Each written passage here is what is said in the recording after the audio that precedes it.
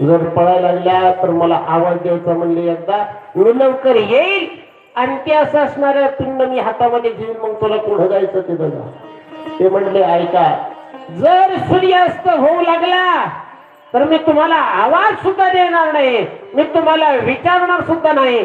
सरळ ते असणारे शिवलिंग ठेवील आणि माझ्या गायी, माझ्या असं असणारे जे काही हे आहे ना चारण्याचं, मला त्या बछड्याकडे घेऊन जावं लागते, त्या वासराकडे ह्या गायी वगैरे सगळ्या घेऊन जावं लागत्यात. त्याच्याकरता सूर्यास्त झाला की तुमची पिंड ठेवील. तू म्हणला डोक्यावर सूर्य आहे म्हणजे दुपारचा टाइम आहे म्हणजे, आणि हे त्या टायमाला म्हणतोय की बाबा काय असूर्य असतो. अरे लघुशंका म्हणजे 1 सेकंदामध्ये जातो लगेच परत येतो असं म्हणणारे रावण.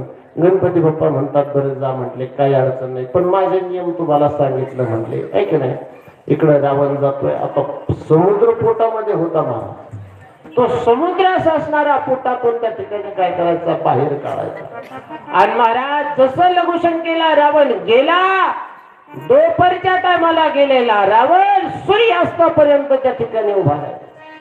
महाराज आजही त्या परळीला गेल्याच्या नंतर एक कुंड आहे, ज्या कुंडामध्ये जो असणारा समुद्राचं पाणी जे आहे ना, ज्या पद्धतीनं ते पाणी खारट लागतं ना, तसं त्या मंदिराच्या पाठीमागे एक कुंड आहे म्हणले. त्या कुंडामध्ये काय होतंय, ते पाणी आजही ते असणाऱ्या समुद्रासारखं लागतं म्हणले. महाराज तो रावण असा असणारा विचार करू लागला, म्हणले अरे आणि इकडे गणपती बाप्पा आवाज देऊ लागले, अहो म्हणले या लवकर माझ्या गायी चालल्या, अहो या म्हणले गायी थांबायला तयार नाही, तुम्ही धावा पळा नाहीतर काय करा, मी शिवलिंग ठेवायला लागलो म्हणले खाली. रावण म्हणू लागला गणपती बाप्पा अहो गुराकी थांबा म्हणले, 2 मिनिटामध्ये आलो.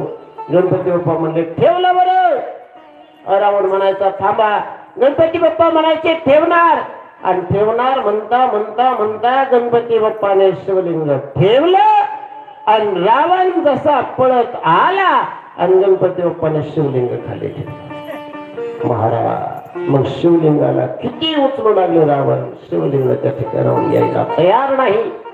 भगवान परमात्मा प्रगट झाले आणि रावणाला सांगू लागले, म्हणले हे रावणा ऐक, म्हणले मी तुला शब्द दिला होता, तू ज्या ठिकाणी ठेवशील त्याच ठिकाणी मी त्या ठिकाणी राहील. आज मला इथं ठेवलंय ना, मी याच ठिकाणी राहील म्हणले. महाराज तेव्हापासून वैद्यनाथ भगवान त्या ठिकाणी विराजमान आहे. तेव्हापासून ज्यावेळेस रावणाने ठेवलंय ना, तेव्हापासून भगवान वैद्यनाथ त्या ठिकाणी विराजमान. रावण निघून गेलं महाराज. अशा शिवलिंगाच्या ज्या 12 ज्योतिर्लिंग आहेत ना, या 12 ज्योतिर्लिंगाच्या अनेक वेगवेगळ्या कथा आहेत महाराज. ज्यामध्ये त्र्यंबकेश्वरचं जे शिवलिंग आहे, तर महाराज त्या त्र्यंबकेश्वराला सुद्धा गौतम ऋषीने भगवान आपल्या असणाऱ्या भगवान शिवाला या असणाऱ्या पापातून मुक्त होण्याकरता गवमातेची हत्या झाली. त्या गवमातेच्या हत्येच्या पातकातून मुक्त होण्याकरता भगवान शिवाची आराधना केली. ज्यामध्ये भगवान शिवाच्या जटेमध्ये जी गंगा आहे ती गंगा प्राप्त व्हावी याच्याकरता भगवान शंकराची आराधना केली. भगवान परमात्मा प्रगट झाले. भगवान परमात्म्याला भगवान गौतम ऋषीने सांगितलं, म्हटलं देवा तुमची गंगा मला काय करा, प्रदान करा. ते म्हटले मी आल्याशिवाय गंगा येणार नाही. ते म्हटले तुमच्या सहित गंगा या ठिकाणी काय करा, अवतीर्ण करा. म्हणून खाली ज्योतिर्लिंग आहे आणि गौतमी मातेचा म्हणजे गोदावरीचा त्या ठिकाणाहून काय आहे, उगम आहे महाराज. भगवान परमात्मा त्या ठिकाणी प्रगट झाले. गौतमी ऋषीला त्या ठिकाणी महाराज त्या शापातून मुक्त केलं. अशा अनेक त्या असणाऱ्या भगवान शंकराच्या अनेक त्या 12 ज्योतिर्लिंगाच्या कथा आहेत.